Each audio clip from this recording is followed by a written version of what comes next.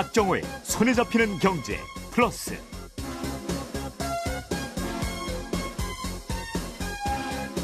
안녕하십니까, 박정호입니다. 우리나라나 미국이나 여전히 물가가 기준금리의 발목을 꽉 잡고 있습니다. 오늘 한국은행은 불안한 물가 때문에 기준금리를 동결했고, 미 연준 역시 인플레이션 둔화를 확신할 때까진 금리를 인하하지 않겠다는 의사를 내비쳤는데요. 전 세계 중앙은행들은 언제쯤이나 완화적인 조치를 취할 수 있을까요? 그리고 그때 우리 경제엔 어떤 변화가 일어날까요? 잠시 후 신영증권 리서치센터의 김학균 센터장 모시고 자세히 알아보겠습니다. 오늘도 유튜브로 함께할 수 있습니다. 2월 22일 목요일 박정호의 손에 잡히는 경제 플러스, 광고 듣고 시작합니다.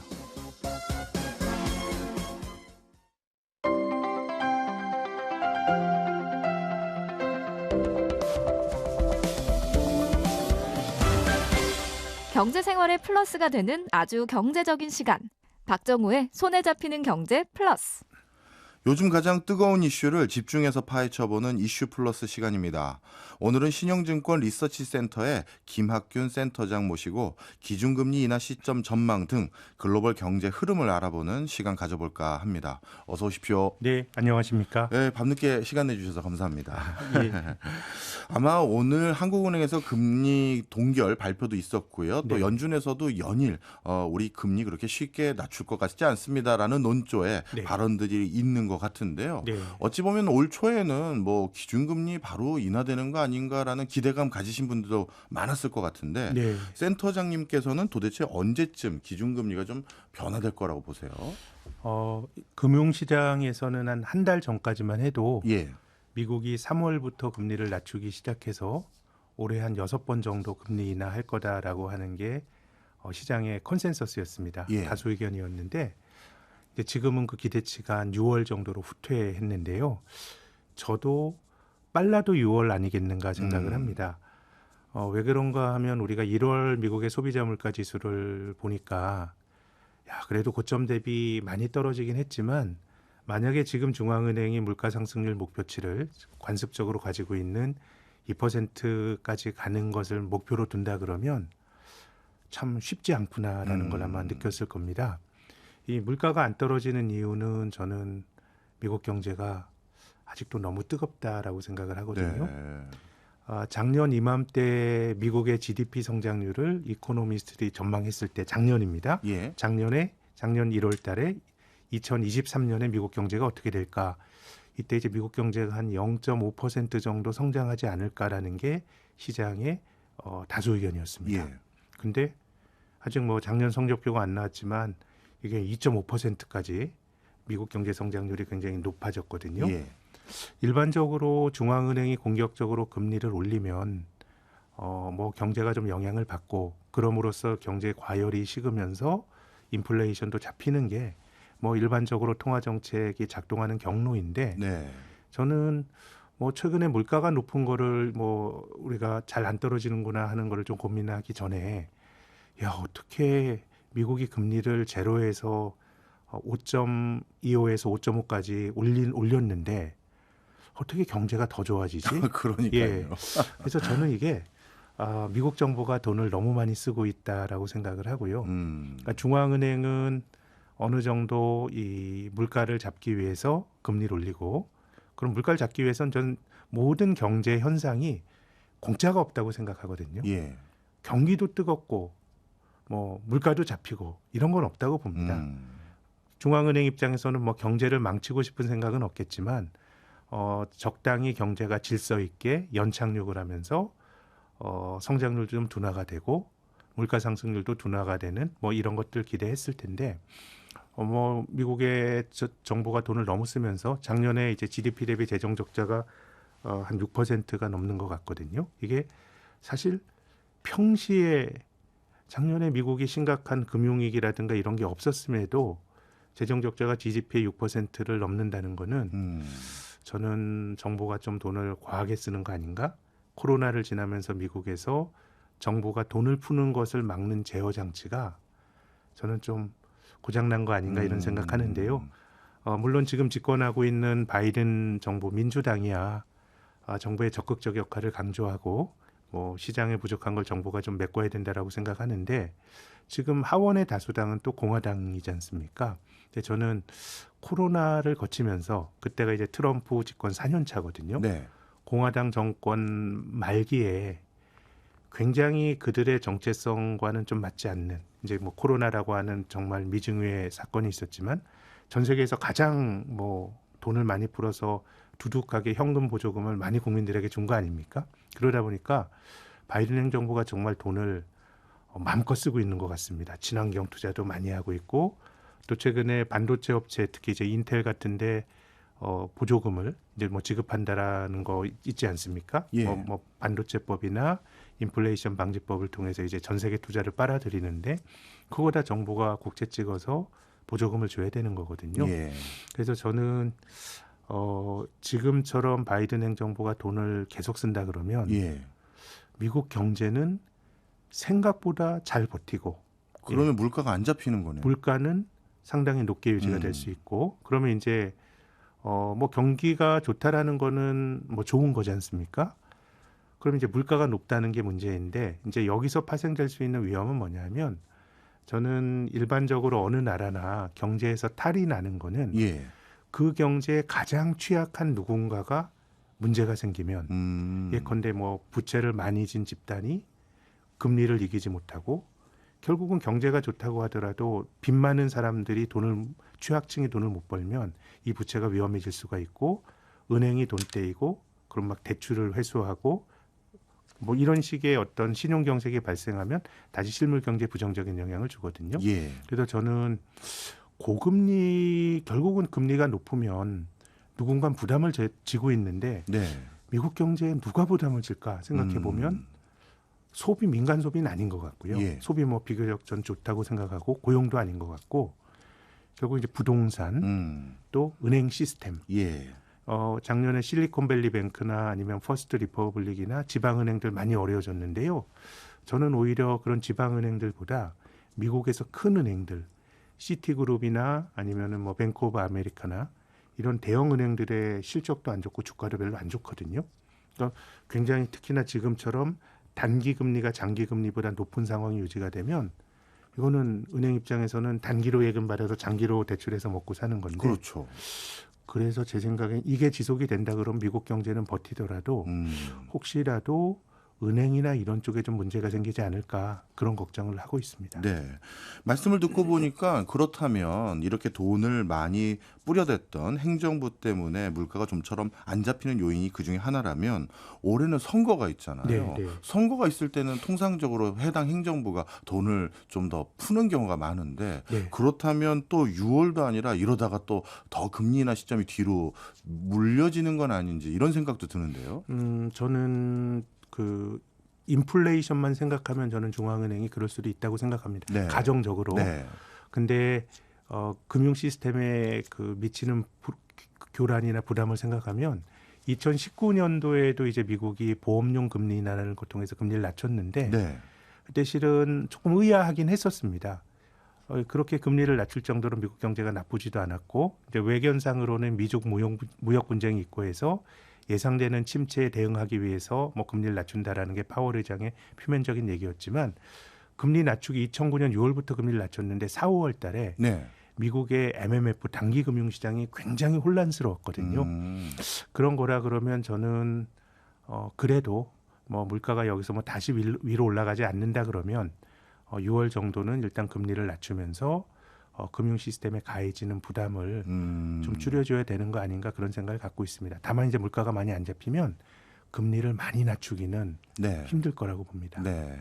아마 우리나라에서 많은 분들이 우리나라 중앙은행의 기준금리도 아니고 네. 미국 연준의 기준금리 기조를 관심 있어 하는 이유 중에 하나는 아마 미국 증시에 요즘 투자하신 분들이 많잖아요. 네.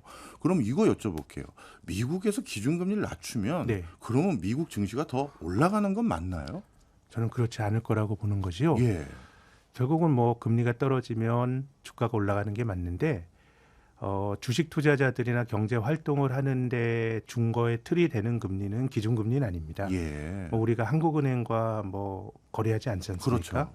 결국은 시장에서 형성이 되는 금리가 중요한데 지금 미국의 시장 금리는 미국의 기준금리가 상당히 많이 떨어질 거다라는 것을 이미 반영하고 있다고 보는데요.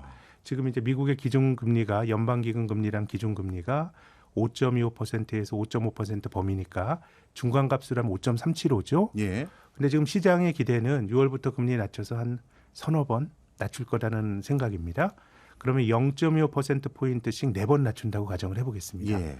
그럼 5.375에서 1%포인트가 떨어지니까 4.375가 되겠네요. 예. 미국의 기준금리는 만기가 하루짜리 초단기금리입니다. 근데 지금 만기가 10년짜리 미국 국채 수익률이 4.3입니다.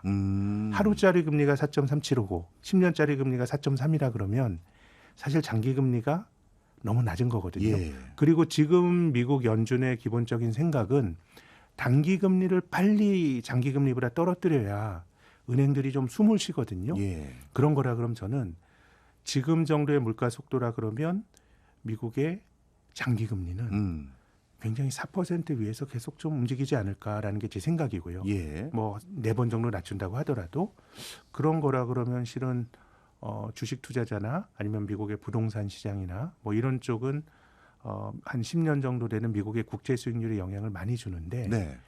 지금은 이미 연준의 상당한 폭의 금리 인하를 이미 시장 금리가 많이 반영하고 있어서 저는 오히려 금리를 안 낮추게 되면은 그것이 조금 부정적인 영향을 줄 수가 있는데 낮춘다고 하더라도 그렇게 뭐 큰 영향은 없지 않겠는가. 긍정적인 어떤 기대 효과는 뭐 그렇게 크게 보고 있지 않습니다. 네, 그렇군요. 시장에서 이미 연준의 금리 인하를 반영하고 있는 기조가 있었군요.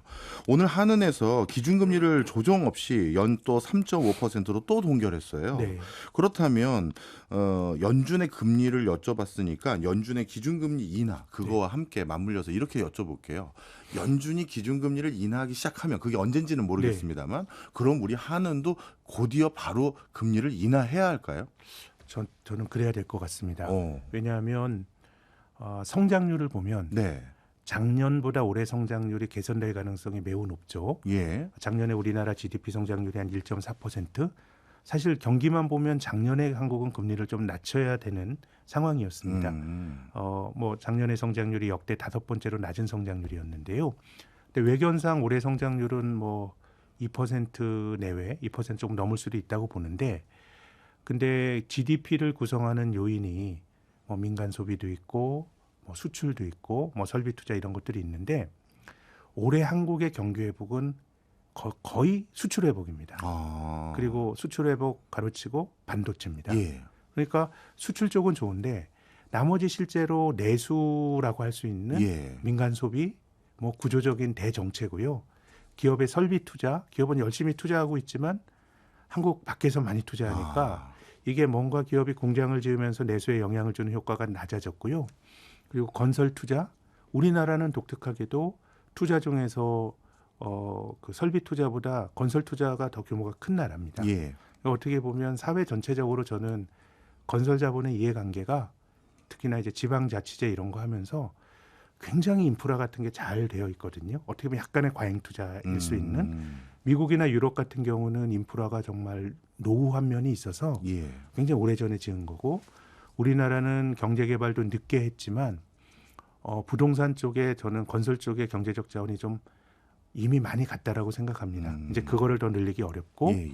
그러면 또 하나 남은 게 정부 지출이죠. 예. 근데 우리나라가 민간의 어떤 성장률이 둔화가 되면서 박근혜 정권 3년 차부터 이제 재정을 통해서 성장이 부양되는 흐름이 박근혜 정권 3년 차, 4년 차, 문재인 정권 계속 유지가 됐거든요. 예. 이건 뭐 여러 가지 뭐 논란이 있죠. 약간 뭐 진보적인 분들은 정부가 역할을 해야 된다는 견해가 있고 또 보수적인 철학을 가진 분들은 야, 뭐 정부가 하면 국가 부채도 늘어나고 차라리 뭐 민간에 하도록 놔두는 게 낫다라고 하는 뭐 저는 뭐 각자 일리가 있는 주장인데 어쨌든 지금은 우리 보수 정부가 출범을 하면서 재정의 성장 기여도가 이제 현저하게 떨어지고 있죠. 예. 예산도 긴축적으로 잡고 있잖아요. 예. 그럼 올해 성장률이 개선이 된다고 하더라도 뭐 실은 한국은행의 기준금리가 영향을 주는 거는 사실은 내수에 영향을 주는 건데 내수 쪽이 좋지 못하고 그리고 부동산 쪽도 이제 어느 정도는 구조조정을 해야 되는데 그런 과정에서 경우에 따라서는 한은이 좀 금리를 낮춰주면서 어느 정도 부담을 좀 줄여줘야 될 거라고 봅니다. 그렇기 때문에 한은은 금리를 낮춰야 되는데 근데 이제 문제는 미국이 금리를 낮춰야 한국도 낮출 수 있는 거 아닌가. 예. 이제 미국의 기준금리가 앞서 말씀드린 것처럼 5.375, 한국이 3.5. 뭐 큰일은 안 나지만 조금 불편하거든요. 예. 기축통화국보다 금리가 낮다라고 하는 게. 그래서 저는 이제 뭐 미국은 경기도 괜찮고 뭐 그렇기 때문에 금리 인상 시가 조금 늦춰지는 게 은행 시스템 관리만 잘하면 사실은 큰 부담은 없다고 보는데 네. 한국이라든가 이런 나라는 미국이 금리를 낮춰야 우리 통화 정책의 운신의 폭이 좀 커질 수 있다고 생각하거든요. 그렇게 보면 미국이 6월에 낮춘다 그러면 한국 또한 그즈음 그렇지만은 미국이 금리를 뭐 4번 낮춘다 그러면 한국은행의 기준금리 인하 횟수는 그것보다는 좀 적을 거 아닌가라는 생각이 들고 만약에 한은이 금리를 많이 낮추는 시나리오는 이제 그러지 않으면 안 될 정도로 예컨대 뭐 부동산 쪽이 생각보다 심각한 위기로 전이가 된다든가 그런 금리를 낮추겠지만 뭐 지금 생각은 미국이 6월부터 금리 낮춰서 한 4번, 한국은행은 뭐 한 2번 정도 이렇게 금리 낮추지 않을까 그렇게 예상하고 있습니다. 우리나라도 완벽하게 물가가 잡혔다고 보기는 어려운데 네. 그럼에도 불구하고 금리를 낮춰야 된다는 건 지금은 물가보다는 내수 경기를 좀 신경 써야 된다 그런 입장이신 거죠? 그렇습니다. 사실 물가를 생각하면 사실 작년에도 금리를 올렸어야 되죠. 예. 그래서 저는 중앙은행이 물가만 보고 통화 정책을 하는 거는 저는 미국이나 한국이나 좀 위험하다고 생각하는데요. 이제 인플레이션이 주는 해악이 분명히 존재합니다. 근데 뭐 미국의 경우인데요. 미국은 금리를 올리다가 경제가 탈이 나는 경우가 되게 많았거든요. 예. 그래서 우리가 최근에 파월 의장도 여러 번 얘기를 했지만 이제 중립금리라고 하는 게 여러 측면에서 해석이 가능하지만 이 중립금리는 인플레이션도 잡고 근데 그런 과정에서 불가피하게 경기는 조금 둔화가 될 텐데 심각하게 경기 침체로 부르지 않는 수준이 어떻게 보면 중립금리거든요. 예. 근데 중립금리는 사실 전 정답이 없다고 봅니다. 이게 중앙은행가들이 추구하는 일종의 이데아 같은 겁니다. 예. 금리를 올리면서 이제 금융시장의 반응도 보고 경제지표를 보면서 사후적으로 알아나가는 건데 예. 근데 역사적으로 보면 미국이 금리를 올릴 때마다 탈이 굉장히 많이 났거든요. 이제 그러다 보니까 지금 미국도 인플레이션도 중요하지만 저는 이제 은행 시스템을 좀 주의 깊게 보는데 그런 걸 고려해서 통화 정책을 해야 된다는 생각이고요. 예. 특히 우리나라는 부채가 굉장히 가계부채가 높아진 나라이기 때문에 금리 컨트롤 굉장히 잘해야 되고 다만 이제 금리를 낮춰줬을 때 다시 부채가 늘어날 가능성이 있거든요. 근데 그런 부분들은 대출의 규제를 통해서 그러니까 이 금리라고 하는 건 되게 세련된 정책입니다. 예. 금리란 게 돈의 가격이니까 예. 금리를 올리게 되면 뭘 하는데 이제 뭔가 코스트가 많이 드니까 뭐 집을 사건 투자를 하건 코스트가 많이 드니까 알아서 너네가 판단해라고 하는 건데 근데 이제 그 대출 규제라는 거는 아예 대출이 나가는 양을 못 가게 막는 겁니다. 예컨대 뭐 이제 부동산 쪽으로 대출이 예. 나가고 이런 걸 엄격하게 하는 거는 대출 규제를 통해서 어느 정도 할 수 있는 것 같고 그래서 저는 다시 경제적 자원이 금리를 낮춤으로써 다시 부동산으로 가는 거는 장기적으로 보면 저는 굉장히 한국 경제가 위험해지는 길인 것 같고 그런 쪽은 돈이 못 가도록 정책적으로 아예 뭐 대출 받는데 굉장히 그 장벽을 세워두면 되는 거거든요. 예.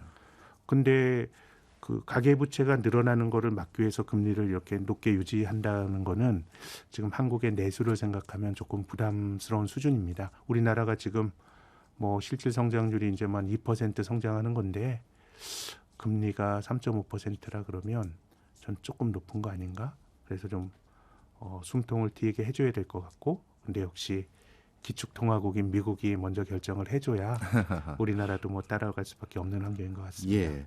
미국의 기준금리와 우리나라의 기준금리 폭이 좀 좁아지면 네. 지금 우리나라 환율이 통상적인 수준보다 좀 높은 선에서 계속 왔다 갔다 하고 네. 있는데요. 환율도 좀 조정이 될까요?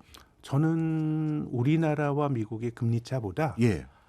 미국의 통화 정책 자체가 좀 중요한 것 같아요. 왜냐하면 우리나라 원화가 가진 가치와 예. 달러가 가진 사람들의 수용도가 다르거든요. 그래서 선진국 간의 예컨대 뭐 기축통화국인 달러와 엔 같은 경우는 미국과 일본의 금리차 같은 것들이 환율에 영향을 줬는데 뭐 엔과 유로 정도를 제외한 나라의 통화 정책은 한국은행이 뭐 어떻게 금리 차를 유지하느냐라는 것보다는 미국이 좀 금리를 낮추면 그때는 좀 이제 달러가 좀 약해지고 뭐 이랬던 것 같습니다.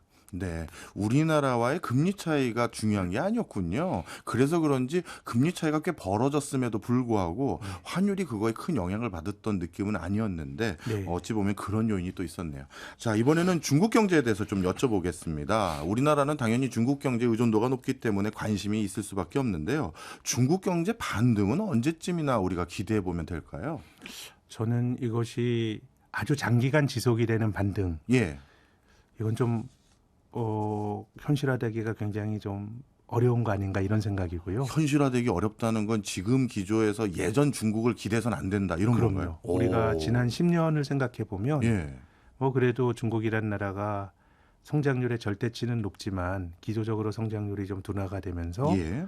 뭔가 중국에 대한 걱정이 많았던 거 아닙니까? 네.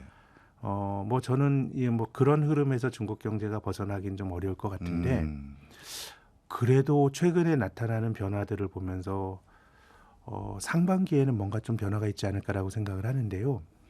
저는 중국 경제가 구조적으로 좀 어렵다라고 보는 이유는 사실 중국뿐만 아니라 많은 나라들이 그런데 신흥국이 네.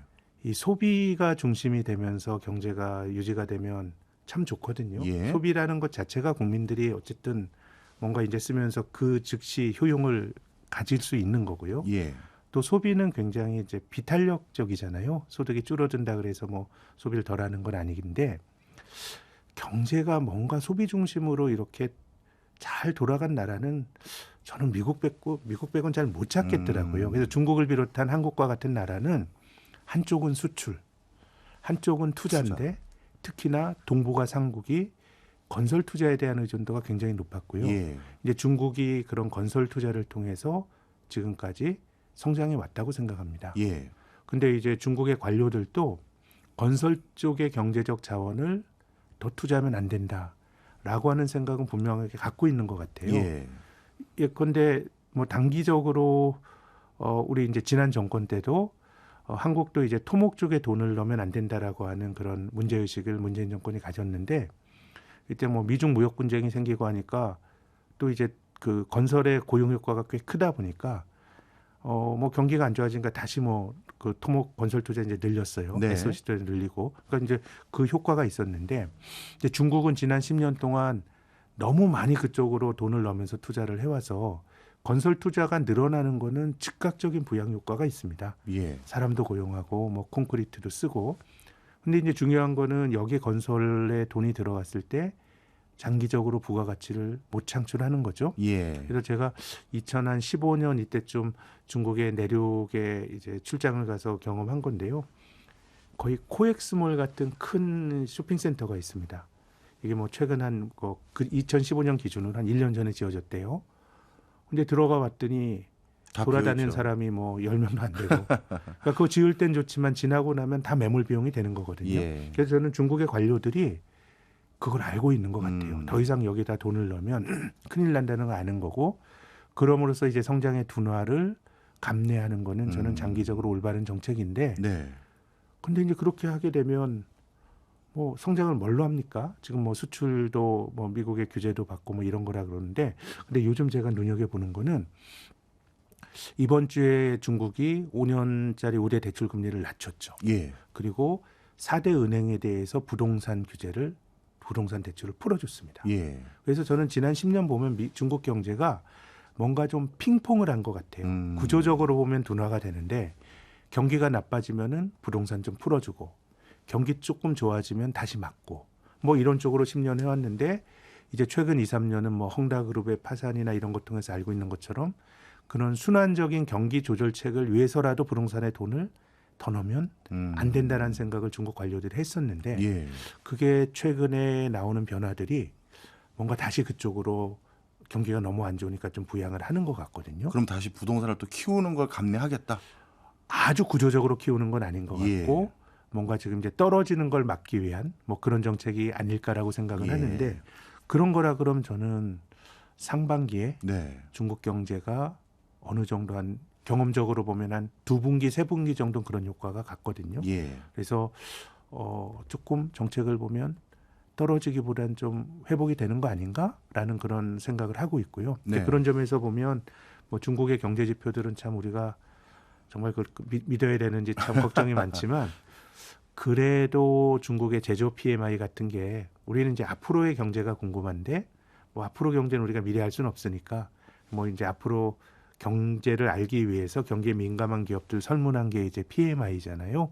그래서 이번 달 말 한 다음 달 발표될 PMI 같은 게 어떨까 생각하는데 과거와 같이 작동하는 기제였다 그러면 지금의 중국의 제조 PMI가 한 49거든요. 네. 이게 이 지표가 50 이상이 되면 경기에 민감한 기업들이 야 이제 경기가 좋아질 거라고 믿는 기업들이 많아지는 거니까 2월 말 3월 말에 발표될 PMI가 만약 50 넘어간다 그러면 저는 중국 경제가 단기적으로는 좀 리바운드하는 흐름 아닐까. 최근에 중국 증시도 바닥에서 꽤 올라왔거든요. 네네. 뭐 이런 것들이 반영이 되는 게 아닌가라는 생각이고요. 그런데 지금 네. 말씀 들어보니까 그거는 어찌 보면 언발의 오줌 누기라고 그럼요. 해도 네. 과언이 아닌데 중장기적으로는 그러면 중국 경제가 활로를 모색할 탈출구가 있나요? 저는 이게 경제가 돌아가는 게 결국은 투자 열심히 하다가 예. 이제 사람들의 소득이 늘어나고 그러면서 이제 민간 소비가 늘어나야 되는데 우리가 비즈니스를 하는 입장에선 중국이란 나라가 인구가 많으니까 큰 시장이지만 예. 중국 경제 전체적으로 보면 민간 소비가 너무 적죠. 민간 소비가 아마 40%가 안 될걸요. 이제 미국 같은 경우는 이제 민간 소비가 70%가 넘잖아요. 그래서 중국은 뭔가 소비를 통해서 좀 하기는 좀 힘들다 그러면 우리가 지난 10년과 좀 비슷하지 않을까. 성장률은 기조적으로 떨어지고 뭔가 중국 경제에 대한 걱정은 많은데 뭔가 추락하려 그러면 조금 부동산에 숨통을 트여서 관리를 하고 뭐 이런 정도라 그러면 이 본질에서 크게 벗어나진 않은 것 같고 다만 어쨌든 이번 주에 나온 4대 은행들에 대해서 부동산 대출에 대한 규제를 완화했다라고 하는 거는 우리가 특히 이제 주식 투자처럼 아주 장기간의 지표도 중요하지만 뭐 한 2분기, 3분기 정도는 또 한번 그 투자에 영향을 줄 수 있는 그런 시기거든요. 기간이기 때문에 조금 반등할 수 있지 않을까 그런 거고 그래서 제가 눈여겨보는 지표는 제조 PMI 네. 이런 것들 좀 열심히 봐야 되지 않을까 생각합니다. 네. 중국 경제가 단기적으로는 부양책 때문에 어느 정도 반등을 기대할 수는 있지만 중장기적으로는 어떤 해법을 모색해야 될지 아직은 의구심이 드는 부분이 있다라는 말씀을 주신 것 같습니다. 자, 그런데 이 중국 경제가 지금 말씀 주신 것처럼 이 흐름이 계속되면요. 그럼 우리 경제에서 중국 경제가 가지고 있는 의미라고 해야 될까요? 비중 이런 건 앞으로 어떻게 돼 갈까요? 점점 줄어들겠죠. 이미 많이 줄어들고 있고요. 이거 우리나라 수출에서 이 중국이 차지하는 비중이 한 5년 전쯤에는 홍콩까지 포함하면은 38%까지 갔던 적이 있습니다. 네. 굉장히 높았죠. 근데 이게 지난 1월 기준으로 보면 딱 1월 수치는 아니고 작년 2월부터 금년 1월까지 12개월을 이제 누적해서 보면 23%까지 줄어들었습니다. 예. 그리고 이 대미 수출 비중이 10%에서 한 18%까지 늘어났기 때문에 알게 모르게 이제 중국에 대한 의존도가 줄어드는 과정은 이미 이제 나타나고 있는 것 같고요. 특히나 저는 뭐 이게 결국 한국 경제가 좀 힘들어진 주된 원인 아닌가 생각합니다. 앞서서 제가 일부에서 한국이 여러 항목 중에서 내수는 사실은 뭐 장기 정체였고 예. 결국 이제 그 수출과 그리고 정부의 재정 지출이 경기를 지탱해 왔다라고 말씀을 드렸는데 이제 민간 쪽은 수출인데요. 네. 우리가 2000년부터 2021년까지 우리나라의 전체 무역 수지흑자가 한 8천억 달러 되거든요. 근데 그 중에서 중국에서 벌어들인 게 6,900억 달러입니다. 그러니까 압도적으로 중국에서 돈을 많이 벌다가 제가 예. 왜 2021년까지로 말씀드렸냐면 2022년부터 우리나라의 대중무역 수지가 적자가 나기 예, 시작했습니다. 그렇죠. 예, 그러면 뭐 중국 경제 성장 자체가 좀 둔화가 됐고 또 중국 기업들의 경쟁력이 올라오고 뭐 이런 것들이 나타났기 때문에 뭔가 이제 중국에 대한 의존도가 많이 좀 이제 낮아지는 것 같고 이미 낮아지는 것 같고 다만 이제 또 장기적으로 보면 저는 중국이란 나라가 조금 같이 사업을 하기에 좀 위험한 나라가 되는 거 아닌가라는 생각이 드는 것이 어떤 의미에서요? 시진핑 정부 들어와서 다분히 예. 중국이 이념지향적으로 가고 있잖아요. 예전에 우리가 알았던 개혁개방 이후에 중국은 뭐 글로벌 스탠다드라고 뭐 사실 해봐야 그것이 뭐 미국식의 스탠다드이긴 하나 그게 이제 우리에게 익숙한 그 규범인데 확실히 시진핑 정권 들어와서 지난 10년 동안은 정부가 넘은 걸 많이 하지요. 뭐 정부가 손 안 대는 데가 없잖아요. 요즘 경기가 안 나쁘니까 기업을 안 때리지만 뭐 알리바바에서부터 배달앱에서부터 사교육업체까지 뭐 다 건드렸거든요. 그래서 저는 그게 중국 사람들의 권리라고 봅니다. 중국 공동체가 우리가 뭐 공동부유 이런 슬로건으로 가는 거는 그들의 권리인데 같이 사업을 하는 입장에서는 그게 해외 투자자들 입장에서는 우호적인 건 아닌 거거든요. 그렇죠. 불안불안하죠. 그럼요. 그리고 또 어쨌든 그 중국 결국은 이제 그 투자라고 하는 게 재산권에 대한 고도의 보호인데 지금 중국에서 돈을 빼내기도 상당히 어려워지는 것 같고 그래서 저는 장기적으로 보면 이제 중국으로부터의 좀 전략적인 좀 축소.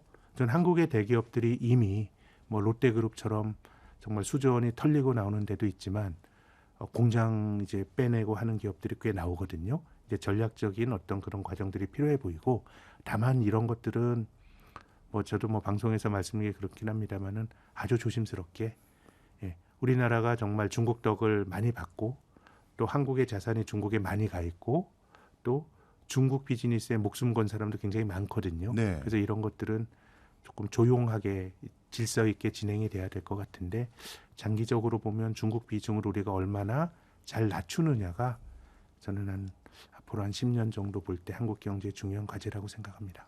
근데 우리나라 수출 비중에 있어서는 반도체가 절대적인데 네. 한때 전 세계 반도체 수요의 70%가 중국이었잖아요. 맞습니다. 그러면 반도체는 어떻게 될까요? 반도체도 뭐 지금은 뭐 AI라든가 새로운 이제 약간 범용보다 업그레이드가 된 게 나와가지고 예. 새로운 수요의 숨통이 트이긴 합니다만은 네. 그래도 중국의 둔화 이런 여파에서 한국이 아주 자유롭기는 저희들이 뭐 질서 있게 좀 비중을 줄여야 된다고 말씀을 드렸는데 어쨌든 중국 성장이 둔화되면서 한국이 받는 어쨌든 득보다 실이 저는 훨씬 크다고 생각합니다. 알겠습니다. 중국 경제의 위축 그리고 중국의 제도적인 리스크 등으로 인해서 한국 경제에서 중국의 비중은 점점 축소될 것으로 전망한다. 그런 말씀이시네요. 네. 자, 이번에는 일본에 대해서 여쭤볼게요. 뭐 일본 니케이 사상 최고치 찍고 다시 소비도 살고 뭐 기업 실적도 좋아졌다 등등 뭐 좋은 소식들만 많이 들리더라고요. 예. 센터장님이 보시기에 일본 경제의 요즘 모습은 일시적인 걸로 봐야 될까요? 아니면 앞으로도 일본 경제는 기대해 볼 만하다고 보십니까? 일단은 주가와는 분리해야 된다고 보는데요. 저는 일본 니케이 지수가 89년도의 그 고점은 정말 영원히 못 갈 거라고 봤는데 이제 오늘 넘어섰어요. 예. 근데 지금 독일 경제가 작년에 역성장도 하고 걱정이 많은데요. 독일 닥스 지수는 사상 최고치를 기록하고 있습니다. 그렇네요. 또 이탈리아 걱정 많은 나라죠. 예. 이탈리아 주가도 사상 최고치입니다. 예. 그래서 지금은 그 국민 경제 전체와 어떤 뭐 주가를 가지고 판단하는 거는 제 생각에는 좀 맞지는 않는 것 같은데 지금 교수님 말씀하신 것처럼 이제 다른 지표들에서도 일본의 변화가 나타나고 있는 건 사실인데요. 저는 일본 경제가 선순환에 들어갔다는 데에 대한 판단은 좀 유보하고 싶은데요. 예. 작년에 이제 GDP 성장률이 외환위기 이후 처음으로 일본이 한국보다 높았죠. 네. 일본은 1.9, 한국은 1.4. 근데 저는 일본이 기저효과가 있다고 봅니다. 어떤 기저효과냐면 2020년에 많은 나라 경제가 후퇴를 했습니다. 예. 한국 경제는 마이너스 0.8이었고 미국도 한 4% 가까이 성장이 둔화됐는데 많은 나라들이 그 다음 해인 2021년도가 성장을 많이 하면서 예. 2020년의 마이너스를 그 다음에 다 극복을 했습니다. 예. 근데 일본은 작년에야 극복했습니다. 4년 동안. 그렇군요. 그러니까 뭐 우리나라보다 실은 그 코로나로 인한 경기 후퇴. 사실 뭐 경제라는 게 성장 속도가 둔화되는 게 뭐 걱정거리지 실제로 역성장은 자주 나타나는 현상이 아니거든요. 예. 근데 한국은 그걸 1년 만에 극복을 했고 일본은 3년 만에 극복을 음. 했으니까 어느 정도 이제 일본은 기저효과가 작동했다고 봐야 되고요. 예. 또 올해 성장률 전망치가 뭐 0.78%니까 뭐 성장률만 보더라도 기저효과를 고민해야 된다고 보고요. 또 두 번째는 전 일본은 결국 성장이 중요하다고 보는데 네. 일본이 디플레이션으로 고생하지 않았습니까? 저는 이게 성장이 둔화됐으니까 디플레이션이 만들어졌을 수도 있고요. 한편으로는 저성장이 되게 되면 디플레이션이 그 나라 국민들의 상당 부분은 살아가는 방식이 방식이죠. 되는 거죠. 예. 왜냐하면 소득이 잘 안 늘어나면 네. 물가가 높아지면 살기가 힘들잖아요. 예. 특히나 일본처럼 과거에 쌓아놓은 자산이 많은 나라들, 국민들 입장에서는 실은 디플레가 너무 좋은 거죠. 그렇죠. 예, 그냥 아무것도 안 해도 돈의 가치가 높아지는 거니까 일본 그 고령화된 일본에서는 디플레이션이 맞는 선택이었고 그러면 이제 그 뭔가 벌어놓은 노인들은 좋지만 사실 뭔가 해야 될 청년 세대들은 실은 디플레의 경제 미덕은 안 하는 게 버는 거다 하거든요. 네. 돈을 쓰는 것보다 돈을 꼭 쥐고 있으면 물가가 떨어져서 구매력이 높아지는 건데 뭐 후세대는 사실 문제가 될 수 있지만 실은 그거 뭐 부모들에게 상속받는 거 아닙니까? 일본이 GDP 대비 국가 부채가 한 250% 넘어가도 국가 부도가 안 나는 이유는 저는 일본 정부의 부채를 일본인들이 다 일본의 뭐 우체국이나 금융기관들이 가지고 있기 때문이라고 보거든요. 예. 일반적으로 정부 부채가 늘어났을 때의 부작용은 부모 세대가 빚진 거를 자식들이 많이 갚아야 된다라는 건 합당한 지적인데 네. 근데 일본처럼 자산을 일본 국민들이 갖고 있다 그러면 자식들이 예컨대 자기 부모가 일본의 우체국 예금에 투자한 게 그 예금이 일본 국채를 사서 운용이 된다 그러면 자식들이 상속받잖아요. 예. 그렇기 때문에 제 생각에는 일단 성장이 둔화가 되면 물가가 안 올라가는 게 그들 나름의 어떤 생존의 방식이거든요. 그래서 이제 성장을 해야 되는데 일본이 아까 말씀드린 것처럼 그렇게 성장의 선순환이 걸렸나라고 생각을 해보면은 아직은 좀 유보하고 싶고 특히나 정말 제대로 된 인플레이션 결국 이제 국민들 입장에서는 뭐 경제가 성장하고 그것이 이제 국민들에게 발현이 되는 방식은 임금이 올라가야 되는 거잖아요. 예. 그래서 지금 일본도 뭐 임금 올려준다 얘기가 많이 나오고 있긴 한데 작년 기준으로 일본의 물가가 한 3% 정도 올랐습니다. 근데 노동자들의 임금 상승률은 1.2%였어요. 그래서 뭐 이 구조를 바꾸기 위해서 기시다도 막 그 노동단체들 다니면서 너네 바보같이 있지 말고 막 오히려 춘투를 정부가 막 조장을 하는데 맞아요. 근데 이 구조가 좀 잘 안 바뀌는 것 같고요. 그러니까 지금 일본 주가가 사상 최고가 가고 있지만 기시다의 지지율은 뭐 10% 초반이라는 거 아닙니까? 그래서 일단 임금이 올라가는 모습이 일본 경제가 탈디플레가 되고 뭔가 성장을 통해서 활로를 모색할 수 있는 하나의 어떤 가장 중요한 잣대인데 거기에 대해서는 아직까지는 가시적인 그런 변화가 나온 것 같지는 않고 네. 정말 우리가 살아가는 세상은 뭐 제가 예전에는 뭐 주식 투자 책을 보면 주가는 국민 경제의 교과서 이런 얘기 했는데 네. 그건 전혀 아닌 것 같아요. 예, 그건 그 세계고 예. 국민 경제는 또 다른 영역인데요. 그렇군요. 예, 저는 그렇게 봅니다. 통상적으로 주가가 그 나라 경제를 선반영한다 이런 생각을 했는데 요즘은 그것도 또 아닌 면이 많군요. 예, 어느 정도는 뭐 경기와 무관하다고 말하기는 어렵지만 우리가 느끼는 경제 활동에 비해서 자산 가격은 뭐 너무 높지요. 네, 알겠습니다. 마지막으로 이제 우리나라 얘기 좀 해보려고 합니다. 많은 분들이 요즘 진짜 이제 저출산은 답이 없는 것인가 이런 걱정도 하고 있고 한국 경제에서 이제 신성장 동력을 찾기 어렵다 이런 말씀도 많이 하세요. 네. 그렇다면 우리나라 경제의 모습이 일본 경제를 따라가고 있는 거 아닌가. 네. 여러 수치상에서도 비슷한 면을 많이 보고 계신 분들도 계신 것 같더라고요. 네, 네. 센터장님은 어떻게 생각하십니까? 저는 일단 비슷한 거는 뭐 고령화가 되고 이런 거 굉장히 이제 비슷하고요. 그리고 일본 경제가 성장률이 둔화가 되는 이건 이제 일본보다 한국이 더 심각하다고 생각하는데 일본이 크게 보면 이제 90년대 열리자마자부터 경기 침체가 진행이 된 거죠. 네. 90년대 내내 잃어버린 10년인데 90년대의 일본의 GDP 성장률을 이제 연율화시켜서 보면요. 독일이나 영국보다 그렇게 낮지 않았어요. 네. 근데 이제 일본에게 심각했던 거는 80년대에 굉장히 높은 성장률에서 독일이나 영국보다 성장률이 낮아지진 않았지만 10년 동안의 낙차가 너무 컸던 거예요. 그런 측면에서 보면 우리가 중국 경제가 잘 나갈 때 중국 덕을 보다가 지난 10년이 이제 중국으로 받는 수혜가 둔화가 되면서 성장이 둔화됐던 시기인데 한국 경제의 지난 10년의 성장 둔화는 일본의 90년대보다 더 속도가 빠르니까 뭐 사실은 뭐 그 경제 전체적으로 보면 일본과 비슷하다라고 볼 수 있는 것도 있고요. 네. 다만 이제 일본의 잃어버린 그 20년 혹은 30년 이 시기는 자산 가격이 특히 이제 주택 가격이 많이 떨어지면서 예. 일본의 이제 뭐 대차대조표 불황이라고 하는 얘기가 이제 집값이 떨어지게 되면은 내가 가지고 있는 자산 가치는 떨어지는데 은행으로부터 뭐 주택은 대부분 대출 받아서 하잖아요. 예. 특히나 일본의 80년대의 그 부동산 대출은 너무 과열이라서 LTV라 그래서 집값 대비 대출 받을 수 있는 비율이 100%가 넘었습니다. 그러니까 집값에다가 뭐 취득세 이런 것도 다 대출해 줬어요. 예, 예. 그러니까 부채는 한 20-30년 갚아야 되는데 이제 집값이 떨어지는 거예요. 그러니까 자산 가치는 떨어지니까 일본이 아무것도 못 했던 거거든요. 예. 그래서 저는 참 부동산 가격은 올라도 걱정이고 떨어져도 걱정인데 일본이 잃어버린 그 20년이 됐던 거는 저는 자산 시장의 붕괴와 같이였는데 이거 뭐 한국의 부동산 시장은 앞으로 어떻게 될지 모르겠지만은 아직까지 그런 상황은 아니니까 이게 좀 다른 면이 있고요. 또 두 번째는 저는 일본이 수출 주권을 너무 빨리 포기했던 것 같아요.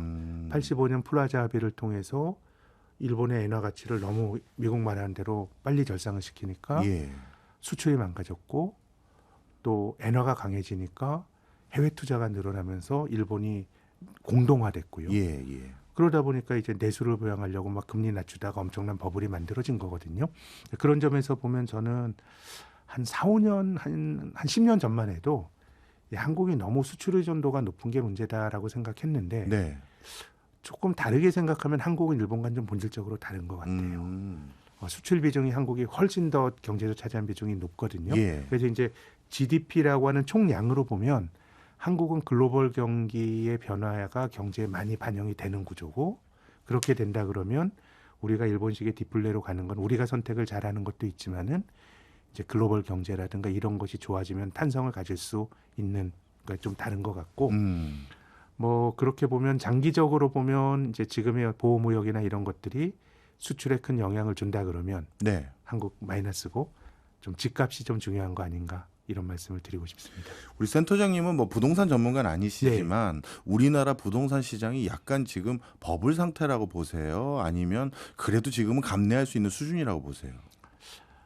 더 올라가기에는 예. 좀 힘든 거 아닌가. 왜냐하면 부동산은 빚을 내서 해야 되는데 예. 이제 빚을 낼 수 있는 인계치의 한국 경제가 저는 이미 간 거 아닌가 생각합니다. 네, 알겠습니다. 마지막으로 지금 우리나라에서도 여러 가지 종합적인 상황이 그렇게 녹록하지는 않거든요. 네. 그런데 우리 경제도 나름대로 이제 활로를 좀 모색해야 되는데 네. 지금 여러 가지 난국 중에서 킹핀이라고 해야 될까요? 네, 네. 이걸 쓰러뜨리면 그래도 한국 경제가 굉장히 다시 활로를 모색할 수 있습니다라는 시급한 해결책 그런 어느 게 좀 쪽일까요? 있을까요? 저는 뭐 다 한 고쳐야 방은 돼요. 없는 것 같고요. 일단 가계부채 관리 잘해야 되고 예. 특히 부채를 더 늘리는 거에 대해서는 굉장히 조심스럽게 가야 될 것 같고요. 그리고 저는 중국이 여러 가지로 규제를 받고 하는 게 한편으로는 저는 또 기회가 될 수도 있다라고 봅니다. 중국 기업들이 좀 규제를 받는 가운데서 네. 뭐 그런 데서 틈새 시세를 좀 잘 찾아야 되는 거 아닌가 이런 말씀을 드리고 싶습니다. 알겠습니다. 사실 전 세계적인 흐름을 한 번에 조망한다는 게 참 쉬운 건 아닌데 오늘 센터장님의 말씀 덕분에 지금 세상이 어떻게 돌아가고 있는지 확실히 한번 정리할 수 있는 좋은 시간이었던 것 같습니다. 시간 내주셔서 감사합니다. 예. 지금까지 김학균 센터장이었습니다. 고맙습니다. 감사합니다.